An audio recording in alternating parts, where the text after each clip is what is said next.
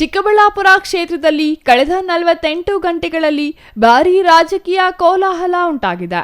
ಮೊದಲನೆಯದಾಗಿ ಬಗರ್ ಹುಕುಂ ಸಮಿತಿ ರಚನೆ ವಿಚಾರದಲ್ಲಿ ಶಾಸಕ ಪ್ರದೀಪ್ ಈಶ್ವರ್ ತೀರ್ಮಾನಕ್ಕೆ ರಾಜ್ಯ ಹೈಕೋರ್ಟ್ ತಡೆ ನೀಡಿದರೆ, ಮತ್ತೊಂದು ವಿಚಾರವಾದ ಚೀಮುಲ್ ನಾಮ ನಿರ್ದೇಶನ ನೇಮಕ ವಿಚಾರದಲ್ಲಿ ಸರ್ಕಾರ ಮಾಡಿದ ಆದೇಶವನ್ನು ಸರ್ಕಾರವೇ ರದ್ದು ಮಾಡುವ ಮೂಲಕ ಜಿಲ್ಲಾ ಕಾಂಗ್ರೆಸ್ನಲ್ಲಿ ಗೊಂದಲಕ್ಕೆ ಕಾರಣವಾಗಿದೆ. ಎರಡೂ ವಿಚಾರಗಳಲ್ಲಿಯೂ ಶಾಸಕ ಪ್ರದೀಪ್ ಈಶ್ವರ್ ಅವರಿಗೆ ಹಿನ್ನಡೆಯಾಗಿದೆ.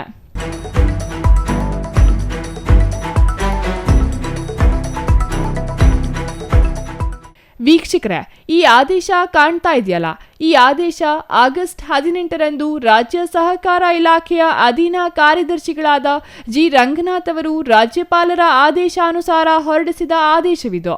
ಈ ಆದೇಶದಲ್ಲಿ ಚಿಕ್ಕಬಳ್ಳಾಪುರ ಹಾಲು ಒಕ್ಕೂಟದ ಚುನಾವಣೆ ನಡೆದ ನಂತರ ಸರ್ಕಾರದ ನಾಮನಿರ್ದೇಶನ ಸ್ಥಾನಗಳಿಗೆ ಕಾಕಲಚಿಂತ ರಾಜಣ್ಣ ಅವರನ್ನು ನೇಮಿಸಿ ಆಗಿನ ಜಿಲ್ಲಾ ಉಸ್ತುವಾರಿ ಸಚಿವರಾಗಿದ್ದ ಡಾಕ್ಟರ್ ಎಂಸಿ ಸುಧಾಕರ್ ಅವರು ನೇಮಿಸಿದ್ರಲ್ಲ, ಆ ಆದೇಶ ರದ್ದುಪಡಿಸಿ ರಾಜಣ್ಣ ಅವರ ನೇಮಕ ರದ್ದು ಮಾಡಿ ನೂತನ ನಾಮನಿರ್ದೇಶನ ಸದಸ್ಯರಾಗಿ ಯಲುವಹಳ್ಳಿ ರಮೇಶ್ ಅವರನ್ನು ನೇಮಿಸಿ ಆದೇಶ ನೀಡಲಾಗಿತ್ತು. ಹಾಗಾಗಿ ಇಂದು ಬೆಳಿಗ್ಗೆ ಯಲುವಹಳ್ಳಿ ರಮೇಶ್ ಅವರೊಂದಿಗೆ ಚೀಮುಲ್ಗೆ ಆಗಮಿಸಿದ ಶಾಸಕ ಪ್ರದೀಪ್ ಈಶ್ವರ್ ಏನು ಮಾತನಾಡಿದ್ರು ನೀವೇ ಕೇಳಿ. ಕಳೆದ 40-45 ವರ್ಷದಿಂದ ಸ್ಟೂಡೆಂಟ್ ಲೀಡರ್ ಆಗಿ ಯೂತ್ ವಿಂಗಲ್ಲಿ ಎಲ್ಲದರಲ್ಲೂ ಕೆಲಸ ಮಾಡ್ಕೊಂಡು ಬೆಳೆದಂಥ ಕಾಂಗ್ರೆಸ್ನ ಕಟ್ಟಾಳು ವ್ಯಕ್ತಿ. ಈವನ್ ನನಗೆ ಟಿಕೆಟ್ ಆಗೋ ಕೂಡ ಮೊಯ್ಲಿ ಸಾಹೇಬರ ಮನೆಯಲ್ಲಿ ಇವರು ಗಂಗ್ರೆಕಾಲು ನಾರಾಯಣ ಸ್ವಾಮಣ್ಣ ಎಲ್ಲ ರೇಸಲ್ಲಿದ್ದರು.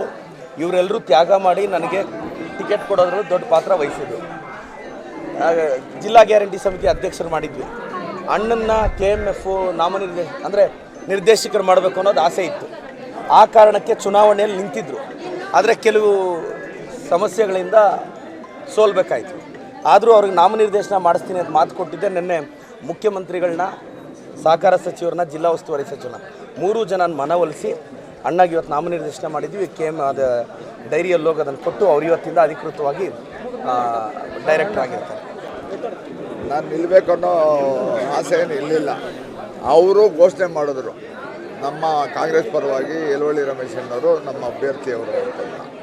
ಅವರು ಯಾವಾಗ ಹೇಳಿದ್ರು ನಾನು ಮ್ಯಾಕ್ಸಿಮಮ್ ಎಫರ್ಟ್ಸ್ ಮಾಡಿ ಪ್ರಯತ್ನ ಮಾಡಿದೆ. ಆದರೆ ಕೆಲವು ಮತಗಳ ಅಂತರದಲ್ಲಿ ಸೋತೆ. ಆದರೂ ಕೂಡ ವಿಶೇಷವಾಗಿ ಕಾಳಜಿ ವಹಿಸಿ ಅವರು CM ಲೆವೆಲ್ವರೆಗೂ ಹೋಗಿ ಅವರು ನನಗೆ ಈ ಸ್ಥಾನವನ್ನು ಕೊಟ್ಟಿದ್ದಾರೆ. ನಾನು ಪ್ರಾಮಾಣಿಕವಾಗಿ ನನ್ನ ರೈತರ ಸೇವೆನ ಅವ್ರು ಕೊಟ್ಟಂಥ ಗೌರವಕ್ಕೆ ನನ್ನ ಗೌರವ ಹೆಚ್ಚಿಲ್ಲ. ಇವತ್ತು ಪ್ರದೀಪ್ ಈಶ್ವರ್ MLA ಅವ್ರ ಗೌರವ ಹೆಚ್ಚಿದೆ ಈ ತಾಲೂಕಲ್ಲಿ ಅಂತ ನಾನು ಹೇಳಲಿಕ್ಕೆ ಬಯಸ್ತೇನೆ. ಆತ್ಮಸಾಕ್ಷಿಯಾಗಿ ಪ್ರಾಮಾಣಿಕವಾಗಿ ಜನಸೇವೆ ನಾನು ಮಾಡ್ತೇನೆ. ನೋಡಿದ್ರಲ್ಲ, ಬೆಳಿಗ್ಗೆ 11 ಗಂಟೆಗೆ ಅಧಿಕಾರ ವಹಿಸಿಕೊಂಡ ಯಲುವಹಳ್ಳಿ ರಮೇಶ್ ಅವರಿಗೆ ಶಾಕ್ ನೀಡುವಂತೆ ಈಗ ಮತ್ತೊಂದು ಆದೇಶವೂ ಬಂದಿದೆ ನೋಡಿ. ಇಲ್ಲಿ ಕಾಣ್ತಾ ಇರೋ ಆದೇಶ ಇಂದು ಅಂದರೆ ಆಗಸ್ಟ್ 19ರಂದು ಅದೇ ಸಹಕಾರ ಇಲಾಖೆಯ ಅಧೀನ ಕಾರ್ಯದರ್ಶಿಗಳಾದ ಜಿ ರಂಗನಾಥ್ ಅವರು ರಾಜ್ಯಪಾಲರ ಆದೇಶಾನುಸಾರ ಹೊರಡಿಸಿದ ಆದೇಶವಾಗಿದೆ. ನಿನ್ನೆ ಹೊರಡಿಸಿದ್ದ ಆದೇಶ ರದ್ದುಪಡಿಸಿ ಇಂದು ಮತ್ತೊಂದು ಆದೇಶ ಹೊರಡಿಸಿದ್ದಾರೆ. ಅಲ್ಲಿಗೆ ಯಲುವಹಳ್ಳಿ ರಮೇಶ್ ಅವರ ನೇಮಕ ಕೇವಲ 1 ದಿನಕ್ಕೆ ಮಾತ್ರ ಸೀಮಿತವಾಯಿತು. ಒಟ್ಟಿನಲ್ಲಿ ಚಿಕ್ಕಬಳ್ಳಾಪುರ ಕಾಂಗ್ರೆಸ್ ಗೊಂದಲದ ಗೂಡಾಗಿದ್ದು, ಪ್ರತಿ ವಿಚಾರದಲ್ಲೂ ಪಕ್ಷದ ಆಂತರಿಕ ಅಸಮಾಧಾನಗಳು ಬಹಿರಂಗವಾಗಿ ಪಕ್ಷದ ಕಾರ್ಯಕರ್ತರಲ್ಲಿ ಅಸಮಾಧಾನಕ್ಕೆ ಕಾರಣವಾಗುತ್ತಿದೆ.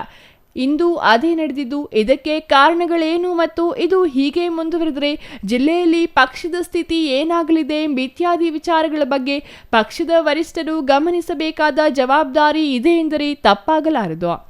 News bureau, CTV news, Chikkaballapur. Ramesh ಅಣ್ಣವರು ಚುನಾವಣೆಗೆ ನಿಂತಿದ್ರು. ಆಗ ಆಂಜನಪ್ಪಣ್ಣವರು ಎಲ್ಲ ನಮ್ಮ ಹಿರಿಯರು ಪ್ರಯತ್ನ ಪಟ್ವಿ. ಸ್ವಲ್ಪದರಲ್ಲಿ ಹಿನ್ನಡೆ ಆಯಿತು. ಸೊ ಅದಕ್ಕೆ ನಾಮನಿರ್ದೇಶನ ಮಾಡಿಸ್ಬೇಕು ಅಂತ ಎಲ್ಲರ ಸಹಕಾರದೊಂದಿಗೆ, ವಿಶೇಷವಾಗಿ ನಮ್ಮ ಮುಖ್ಯಮಂತ್ರಿಗಳು DK ಶಿವಕುಮಾರ್ ಸಾಹೇಬರು, ಬೈರತಿ ಸುರೇಶ್ ಅಣ್ಣವರು ಮತ್ತು ಜಿಲ್ಲೆಯ ಎಲ್ಲರೂ ಹಿರಿಯರ ಆಶೀರ್ವಾದದಿಂದ ಅವ್ರಿಗೆ ನಾಮನಿರ್ದೇಶನ ಆಗಿದೆ. ಯಲುವಳ್ಳಿ ರಮೇಶ್ ಅಣ್ಣನವ್ರ ಕುಟುಂಬದ ಋಣ ನನ್ನ ಮೇಲೆ ಇದೆ.